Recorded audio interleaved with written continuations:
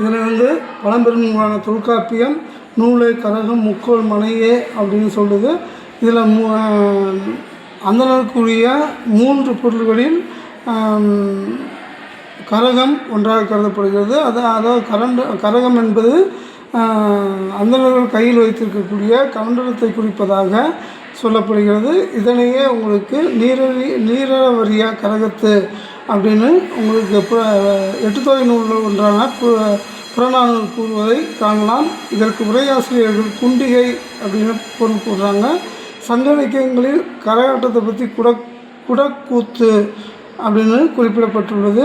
இது பல விதங்களில் அலங்கரிக்கப்பட்ட கரகத்தை தலையில் வைத்தபடி சமநிலை கரகாட்டம் ஆடப்படும். இது மாரியம்மன் கோயில் திருவிழா காலங்களில் வெகு விமர்சையாக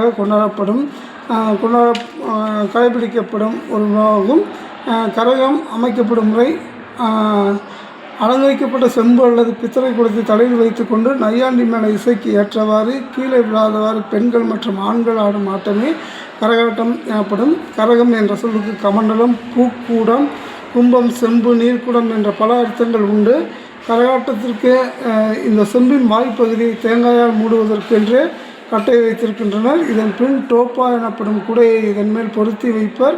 குடையின் மேல் கிளி, அன்னம், புறா போன்ற தக்கை பறவை உருவம் இருக்கும். தெய்வ வழிபாட்டிற்கு ஆடும் கரகம் சக்தி கரகம் என்றும், தொழில் கரகத்தை ஆட்டக்கரகம் என்றும் சொல்வர். தோண்டி கரகம் என்றால் மண்ணால் செய்யப்படுவது, பித்தளையால் செய்யப்படுவது செம்பு கரகம் என்றும் அழைக்கப்படும்.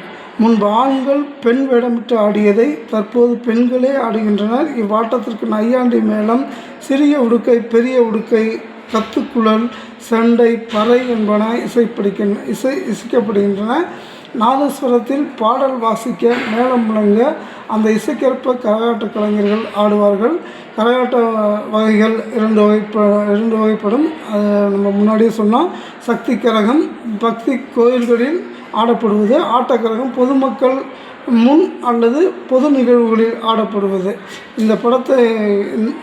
இந்த கலையை பிரபலப்படுத்த வேண்டும் என்னும் நோக்கத்திற்காக 1989 கரகாட்டம் என்ற ஒரு திரைப்படம் இருந்தது. இந்த திரைப்படம் 1989 ஜூன் 16 வெளியானது குறிப்பிடத்தக்கது.